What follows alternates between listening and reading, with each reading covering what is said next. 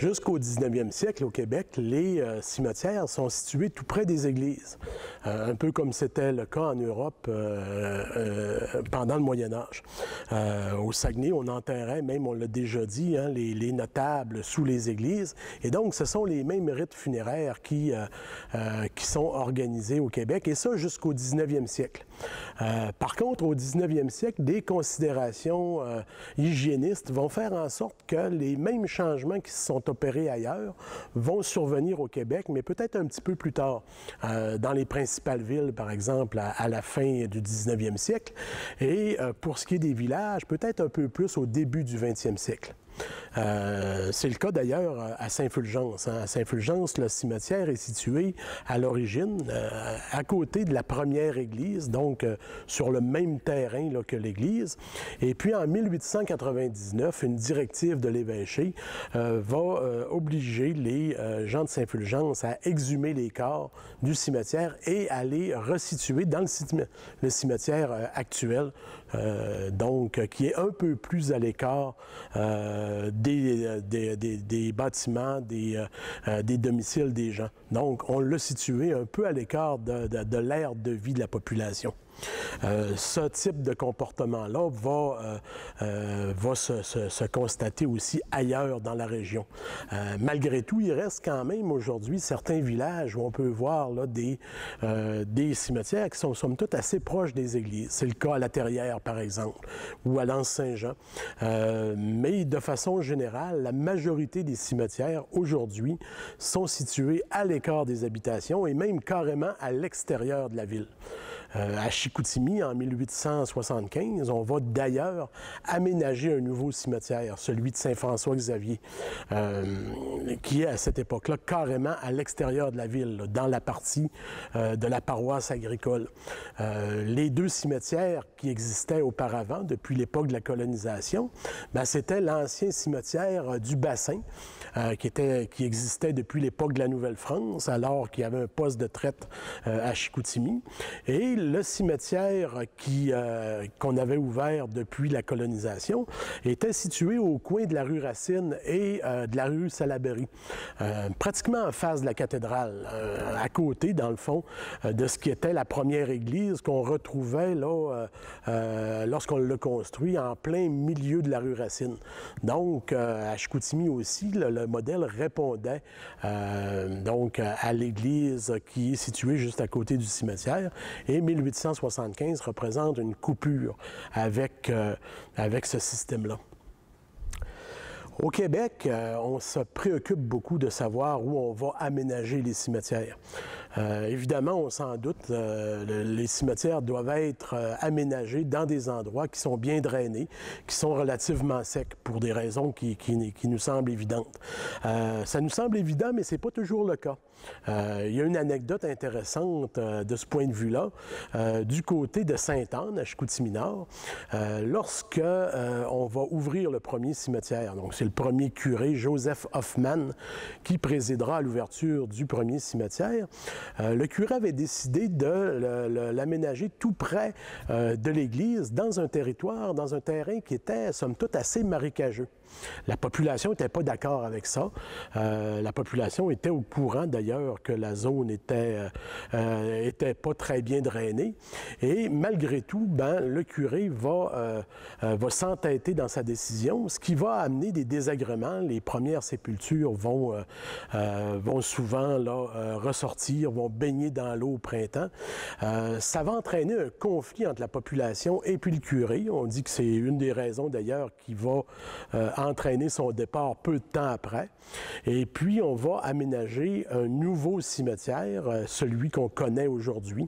C'est intéressant de noter que jusqu'en 1871, l'année de la fondation de la paroisse de Saint-Fulgence, les colons de Saint-Fulgence, les premiers habitants, étaient enterrés au cimetière de Sainte-Anne. Saint-Fulgence était intégré à ce moment-là dans la paroisse Sainte-Anne. Et on peut présumer que les premières sépultures se sont faites dans ce fameux cimetière pas très bien drainé de Sainte-Anne. Donc, au Québec également, autre chose qu'il est intéressant de mentionner par rapport aux cimetières, c'est que le terrain des cimetières n'appartient pas à la population, contrairement à ce qu'on peut penser. Lorsqu'on inhume une personne, on n'est pas propriétaire du terrain. En fait, on est locataire et les locataires vont, dans le fond, payer pour un bail amphithéotique d'environ 99 ans. Qu'est-ce qui se passe après? Bien, s'il n'y a pas d'entente avec la Corporation des cimetières ou ceux qui détiennent les droits, bien, on peut carrément réutiliser le terrain pour inhumer quelqu'un d'autre sur ce terrain-là. Autre chose bien intéressante par rapport aux cimetières, c'est que de façon traditionnelle, à l'intérieur des cimetières, on n'enterre que ceux qui sont habilités ou sur le point de vue religieux à y être enterrés. C'est-à-dire que dans les cimetières catholiques, ce ne seront que des bons catholiques qui vont être enterrés. Pas de protestants, pas de croyants dans une autre religion. Ceux-là ont des cimetières respectifs et également vont être exclus du cimetière tous ceux qui sont réputés être de mauvais chrétiens, par exemple des pécheurs impénitents, des personnes qui ont des conduites scandaleuses, les prostituées, les suicidés, les athées notoires, les anticléricaux. Tout ce monde-là est exclu de l'enceinte consacrée du cimetière catholique. On va les enterrer généralement à l'extérieur. Au Québec, ça a donné lieu à certaines histoires, certaines anecdotes assez intéressantes.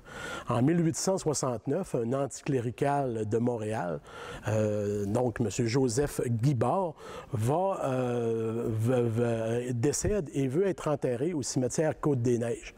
Le clergé est contre et la famille va se rendre devant les tribunaux, va se rendre d'ailleurs devant les plus hauts tribunaux du pays pour obliger le clergé à accepter la sépulture de Guibard à l'intérieur du cimetière Côte-des-Neiges. On peut le voir encore aujourd'hui. Le 19e siècle, c'est vraiment la période où on voit un peu partout à travers le monde la transformation en ce qui concerne les cimetières. Un des mouvements peut-être les plus représentatifs va naître dans le monde anglo-saxon, c'est celui de ce qu'on appelle le cimetière jardin. Chez les protestants, selon les attitudes protestantes, on aime à ce que nos défunts soient dans la nature, au sein de la nature. C'est de cette façon-là que va se développer le concept du cimetière jardin.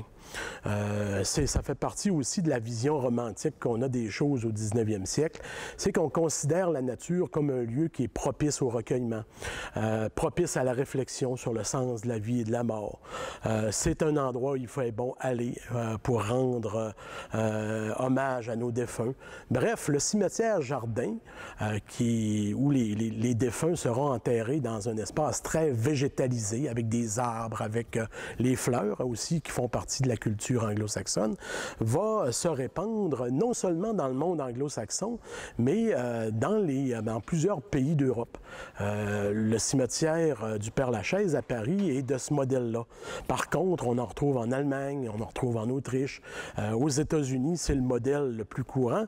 Et ce mouvement-là va avoir également des répercussions ici au Québec, dans les principales villes. En 1852, selon le modèle du cimetière Jardin, on va aménager le cimetière protestant à Montréal. Et 3 ans plus tard, ce sera l'ouverture du grand cimetière Notre-Dame-des-Neiges, mais à Québec également, le cimetière Saint-Charles, le cimetière Belmont, le cimetière Mount-Hernon seront des cimetières qui, au cours de la décennie 1850, vont voir le jour. Dans la région, le modèle le plus abouti de ces cimetières jardins, c'est sans aucun doute le cimetière Saint-François-Xavier à Chicoutimi.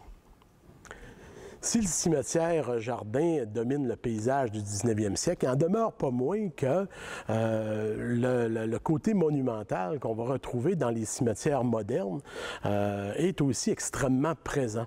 Les monuments font partie de l'histoire de l'aménagement des cimetières. C'est le côté très latin d'avoir des cimetières plus bâtis, mais ça va se répercuter aussi dans nos cimetières nationaux. Les monuments sont très présents.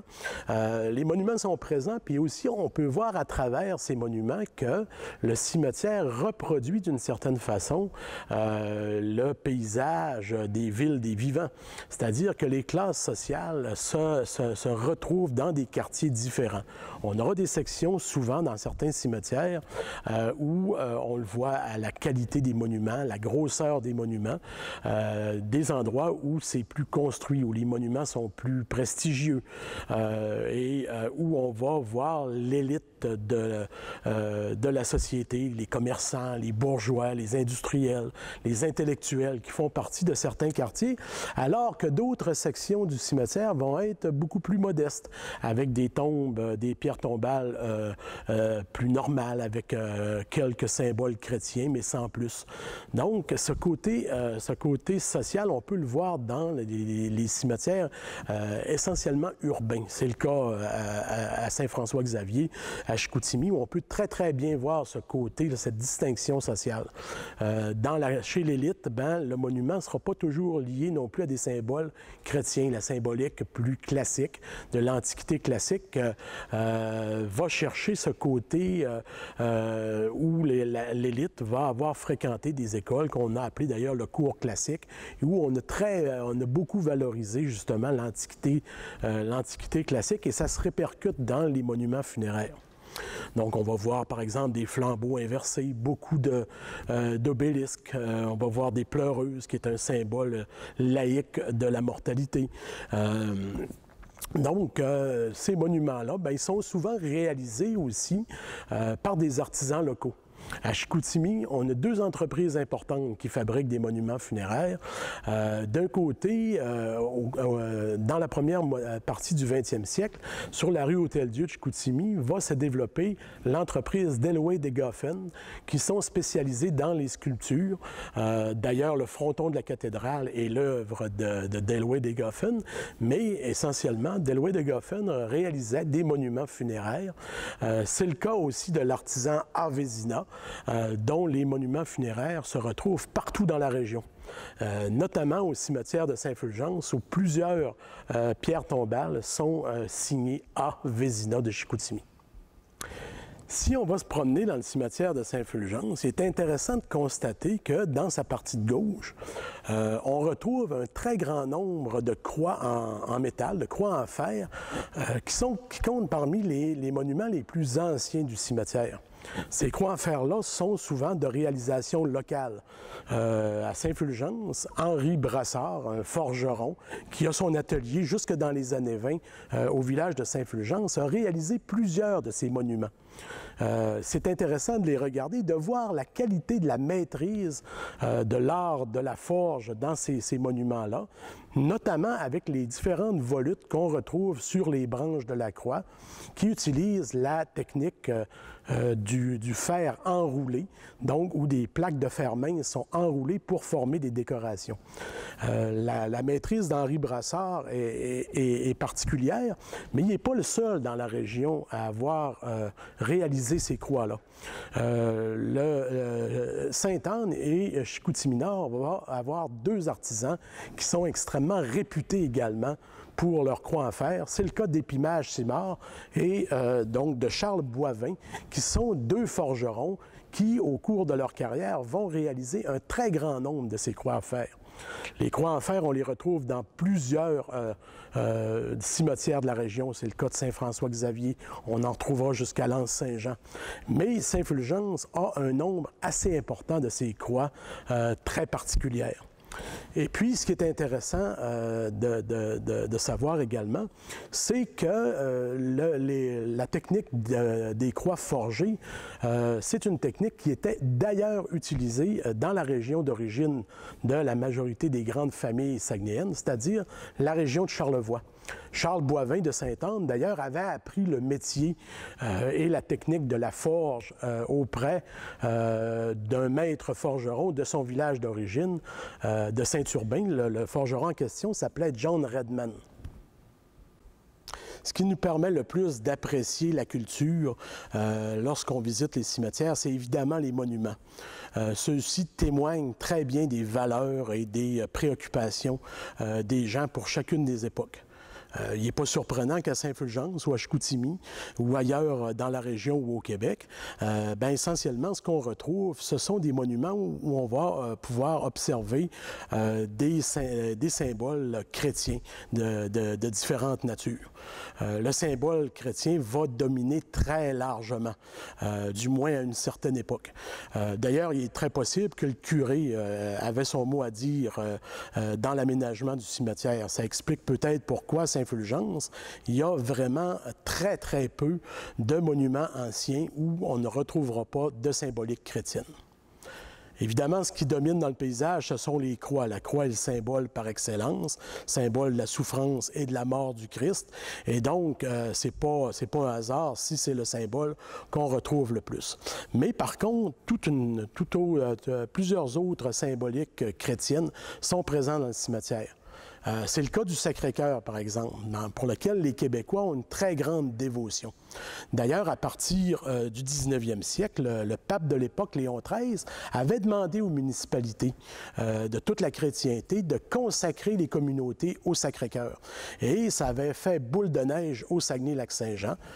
D'ailleurs, la municipalité de Saint-Fulgence avait consacré la municipalité au culte du Sacré-Cœur. C'est pas un hasard non plus si on retrouve la statue du Sacré-Cœur devant l'Église.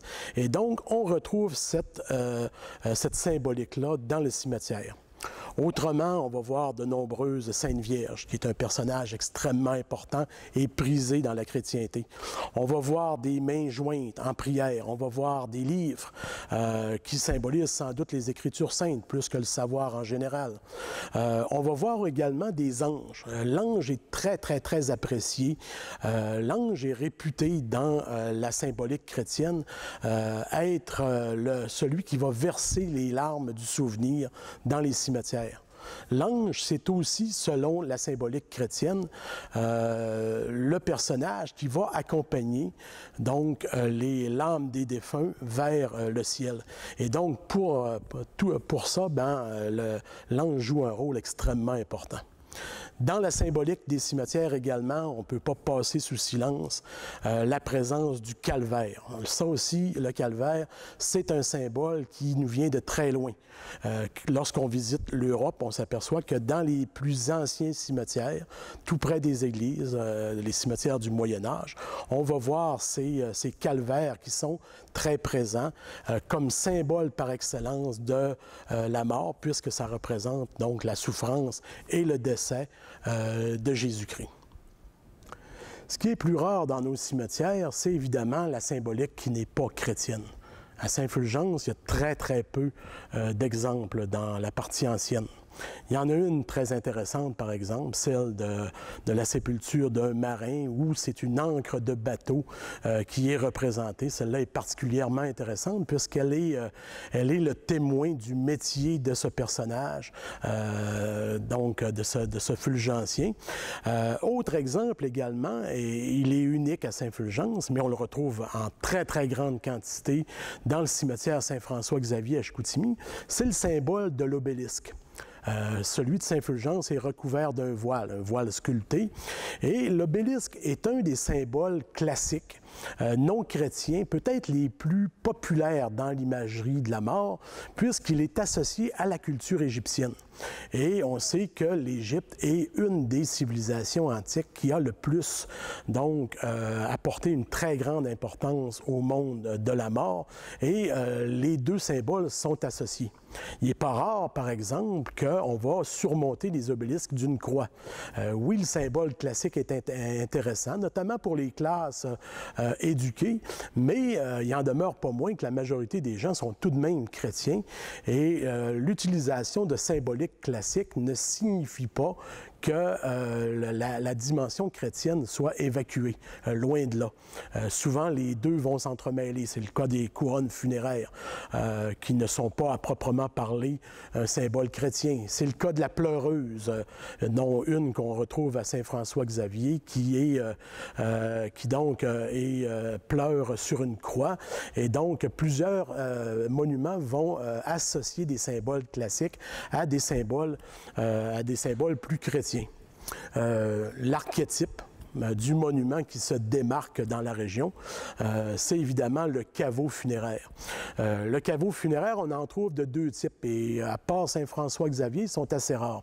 Par exemple, on a des caveaux qui sont souterrains, surmontés d'une pierre coulissante qui permet d'accéder aux tombeaux souterrains. Mais les plus visibles dans ce cimetière-là, ce sont sans aucun doute les caveaux funéraires de riches familles qui sont à l'image de petits temples, donc des lieux de mémoire pour ces familles illustres de Chicoutimi. On peut conclure cette présentation par une projection dans l'avenir. Le domaine des rites funéraires, le domaine de la mortalité est en constante évolution. Les dernières années ont vu beaucoup de changements. Si on se promène dans les cimetières, les quartiers du cimetière qui sont les plus récents, on voit beaucoup de changements dans la symbolique. C'est le cas, par exemple, des symboles chrétiens qui ont tendance à céder le pas à des symboles plus profanes, qui témoignent des préoccupations des gens, des désirs et des choses que les défunts ont aimées dans leur vie.